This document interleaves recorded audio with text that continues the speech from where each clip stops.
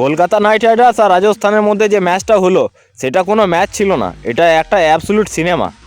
একদিকে ব্যাট হাতের Sunil Narine, অন্যদিকে জস বাটলার, দুজনই খেললো বিধ্বংসী ইনিংস। এক ম্যাচে double 100। Sunil Narine, Andre Russell আর ফিলিপ সল্টের ওপর দায়িত্ব ছেড়ে দিয়ে যেন কলকাতা নাইট রাইডার্স টিম সরে যেতে চাইছে, এমনটাই দেখে মনে হলো পুরো ম্যাচে। একটা মানুষ বা একটা প্লেয়ার আর কতটা কন্ট্রিবিউট করতে পারে? ব্যাট হাতে একা বিধ্বংসী ইনিংস, সেঞ্চুরি, তার সাথে বল হাতে উইকেট। কাল ম্যাচ দেখে মনে হচ্ছিল ওটা কোনো কলকাতা দল খেলছে না, ওটা সুনীল নারিন ব্যক্তিগত হিসাবে ম্যাচ খেলছে রাজস্থানের উপর।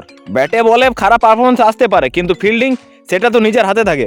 কিন্তু কলকাতা নাইট রাইডার্সের তরফ থেকে পর ম্যাচে আমরা দেখে আসছি সেটা বরাবর ফিল্ডিং মিস। সেটা কালকের ম্যাচেও হয়ে গেছে রাজস্থানের বিরুদ্ধে। 18 ওভারে মিচেল স্টার্কসের ওয়াইড বলে ফিলিপ সল্টের হাতে 4 মিস। একটা জেনুইন বল যেটা যে কোনো উইকেট কিপারে ধরা দরকার, সেটা ফিলিপ সল্টের হাত থেকে ছিটকে বেরিয়ে গেল এবং সেটা 4 হয়ে গেল। তার সাথে রাজস্থান পেয়ে গেল 5 রান। প্রত্যেক ম্যাচে 2টো করে ক্যাচ মিস। কলকাতা 6 ম্যাচে প্রায় 12টা ক্যাচ মিস করেছে, তো প্রত্যেকটা ম্যাচে 2টো করে ক্যাচ মিস। এই ম্যাচটাতে রাজস্থান কোনো ম্যাচ জেতেনি, এই ম্যাচটা জিতিয়েছে কলকাতা নাইট রাইডার্স রাজস্থানকে। প্রত্যেক ম্যাচের ন্যায় এই ম্যাচেও মিচেল স্টার্ক নিজের যোগ্যতা এবং তার সাথে কতটা সে দক্ষতাটা কতটা, সেটাও মিচেল স্টার্ক এই ম্যাচে দেখিয়ে দিল। 4 ওভারে মাত্র 50 রান দিল। হাতের মুঠো থেকে জয় ছিনিয়ে নিয়ে চলে গেল রাজস্থান রয়্যালস।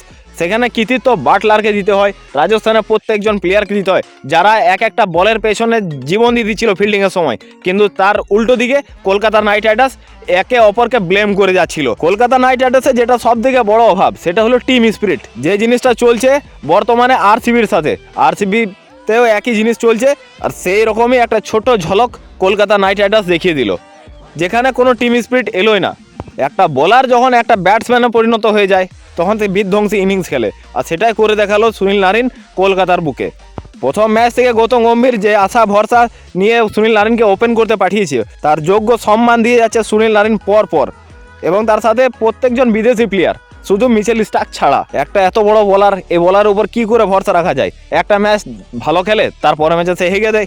একটা সময়ে রাজস্থান নিজে সাইলেন্ট হয়ে গেছিল যে তারা ম্যাচ হেরে যাচ্ছে, কিন্তু সেখান থেকে হঠাৎ করে 16 ওভার থেকে জ্বলে উঠলো জস বাটলার যেন বলতে চাইলো প্রত্যেকজন সমর্থককে যে আমাদের উপর ভরসা রাখো, আমরাও পুরনো প্লেয়ার, আমরাও পুরনো চাল। কয়েকটা ক্যাচ মিস ছাড়া ছাতু করে দিল কলকাতার বোলারকে মেরে। তবে অন্যদিকে থাকছে কলকাতার সুনীল নারিন, যার যতটা তার নাম করা যায় ততটাই কম পড়বে। যে হিসাবে সে খেলে আসছে বর্তমান সময়ে, তার প্রত্যেকটা ম্যাচে সুনীল নারিন যথেষ্ট যোগদান দিয়ে যাচ্ছে। কিন্তু এবার দেখা কলকাতা কতটা এবার নিজেকে ইমপ্রুভ করে পরবর্তী ম্যাচ খেলছে, সেটা কলকাতার management plus Gautam Gambhir mentor এবং কলকাতার কোচ, তারা কি সিদ্ধান্ত নিচ্ছে এসব ব্যাপারে। ধন্যবাদ।